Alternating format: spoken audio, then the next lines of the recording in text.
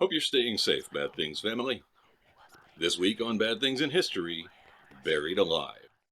Michelina Lewandowska was 27 years old when she experienced one of the most terrifying events that can happen to a person. In May 2011, she was buried alive in England. Michelina had a child with her partner Marcin, who was 25. They met and fell in love in their native Poland.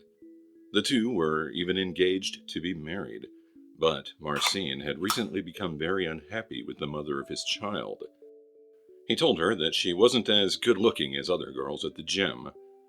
Marcin also changed his Facebook status to single and frequently stayed out all night. He wanted to start a relationship with a new woman, and for that to happen, Michelina needed to go away. So Marcin enlisted the help of his friend Patrick, who was 18 at the time. Marcin used a 300,000-volt taser on Michelina as they were about to leave to go shopping. The two men placed her into a computer box, taped it securely, and created two holes for air. They then carried the box up the hill and dug a hole deep enough to hold the box. The box was lowered into the hole and the men began filling it. When they finished, they placed an 88-pound limb on top of the grave. Inside the box, Michelina's wrists and ankles were taped together. She could hear the dirt being shoveled on top of her. She thought to herself, "This is it. I'm going to die." Once enough time passed that she thought her abductors had left, Michelina used her diamond engagement ring to cut through the tape that restrained her. Then she used it to cut the cardboard box. Dirt began to fall in, and she could no longer breathe. As there was no light, she also could not see. She just kept digging and digging until finally she reached the top. Exhausted, Michelina gasped for air and waited for her exhaustion to pass. Then, covered in dirt, she made her way to a nearby road. A passing motorist saw her and called the police. Marcin was arrested and sentenced to 20 years in prison. His young friend, Patrick, was sentenced to 4.5 years in a young offenders institution. Michelina still has nightmares about the incident years after the fact. Being buried alive in the modern world is rare, but it happens. And Michelina definitely wasn't the first. Stephen Small was a successful businessman in Illinois. In 1987, he was 39 years old, and at the height of his success. He received a call one afternoon that someone was breaking into a building he had recently purchased and intended to renovate. The call was a ruse, and Stephen was ambushed when he arrived. His wife received a call several hours later at 3:30 a.m., informing her that the ransom on her husband was $1 million. She was willing to comply and received a total of 5 calls. However, the abductors were not coherent and often switched between accusations and demands. Before kidnapping him, the abductors made a wooden box to contain Stephen Small. It had a small amount of drinking water and a breathing tube. He was placed into the box and buried 3 feet below the surface. The plan, apparently, was to keep him alive in case the ransom was paid. The plan didn't work as the breathing apparatus became clogged. Police tried to locate Stephen, but were several hours too late. An hour or less after the tube failed, in a dark box beneath the earth, he died of asphyxiation. When the police found his body, they also noted that his wrists were handcuffed. Most people throughout history were not worried about being kidnapped and buried. But in the 18th and 19th centuries, there was a morbid preoccupation with being mistaken for dead, then coming back to life below the ground. But was this fear perhaps based in reality? Believable accounts are rare. The following tale from Kentucky is reported to be true by the local population, though it cannot be confirmed. James Hatcher was wealthy and convinced Octavia Smith to marry him in 1889. They soon had a son named Jacob. The 1800s had a high rate of infant mortality. Unfortunately, Jacob died not long after being born. Octavia fell into a deep depression. She was bedridden and exhibited strange symptoms that nobody understood. This continued for several months until Octavia fell into a coma-like state. Nobody could wake her, and in May 1891 she was pronounced dead. It was only 4 months after Jacob died. It was very hot that May, and embalming was not a widespread practice in Kentucky yet. So they buried Octavia quickly before her corpse began to deteriorate. Others in the town began to fall ill just like Octavia. They would enter a coma-like state and develop shallow breathing patterns. Then the victims would wake and recover after a few days. The tsetse fly was thought to be the cause. James realized Octavia may have been the first with this illness, and became worried that she might have awakened after being buried. He had her body exhumed as quickly as possible. James was right. Octavia did wake in her coffin, but he was far too late. The coffin was airtight, and Octavia suffocated within hours. The coffin lining was shredded, and Octavia's fingernails were bloody.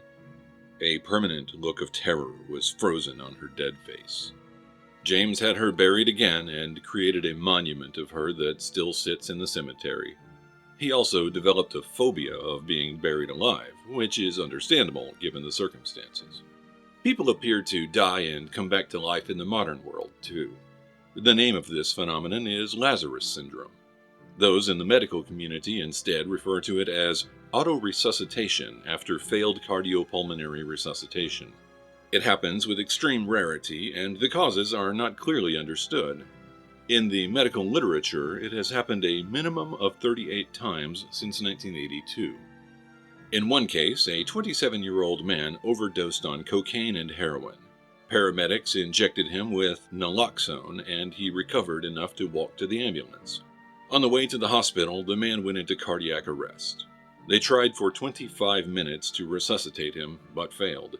A few minutes after he was verbally declared dead, his heart started beating again. The man fully recovered. In February 2014, a man named Walter Williams from Lexington, Mississippi, was declared dead and taken to the funeral home. While there, he started moving. It is believed that perhaps the defibrillator implanted in his chest somehow revived him. He only survived for 15 more days before visiting the funeral home a final time. Velma Thomas from West Virginia holds a record for remaining dead the longest time before revival. In May 2008, she went into cardiac arrest at her home. Medics were able to get a pulse after 8 minutes of CPR. Then at the hospital, her heart stopped twice more. Doctors failed to detect brain activity for 17 hours, after which they declared Velma dead. She was taken off life support and funeral arrangements were being made. But 10 minutes after being taken off life support, she survived and eventually recovered. Although it is small comfort, being buried alive in the modern world is highly unlikely. The embalming process would extinguish any remaining life if it existed. But the fear surrounding burial in the past seems less outlandish when considering that Lazarus Syndrome is very real. Sometimes people are buried alive because they are on the wrong side of a military conflict, and burial is a convenient method of mass execution. Far more people have been victimized by this atrocity than any of the previous scenarios we have discussed. During the Balkan Wars in the early 20th century, there is documentation indicating that Serbian officials buried Bulgarian civilians alive in communal graves. The Japanese buried Chinese alive during World War II. The Germans buried Jews alive in Ukraine and Belarus during the same conflict. During the Vietnam War, at the Massacre of Hue, the North Vietnamese took South Vietnamese that were captured and tied their hands behind their backs. Then they stuffed rags in the victims' mouths, tossed them in a hole, and covered them with dirt. The United States is also guilty of using this convenient method of disposal. During the Gulf War in 1990, tanks were a main part of the invasion force. Thousands of Iraqi troops were holding their positions in trenches dug several feet into the ground. Rather than worry about removing the troops from the trenches, the tanks pushed dirt forward as they moved and buried the soldiers. The Russians, by contrast, seemed to occasionally produce people that want to bury themselves. In 2010, one Russian man wanted to overcome his fear of death by being buried alive. He was crushed to death by the weight of the dirt on top of him. A year later, another man died in the same manner. He wanted to be buried alive for good luck. Everybody knows they are going to die, but most people have hope that it might happen in a peaceful manner. Being buried alive is definitely not that. From the accounts of those who survived, it is a terrifying experience. Breathing is difficult, if not impossible. There is no light, so the victim cannot see. And if the vessel holding the victim is opened, the weight of the earth above can suffocate the occupant to death. Once a person is buried alive, the odds of ever emerging from the earth alive again are very slim. Are you scared of being buried alive? If so, how do you plan to avoid this horrible fate? Please let us know what you think in the comments. And as always, thank you for watching Bad Things in History. Hey, if you've watched the video all the way to the end, maybe you actually like what we do and you should consider subscribing to the channel so you can get more of what we make. We'd love it. Thanks.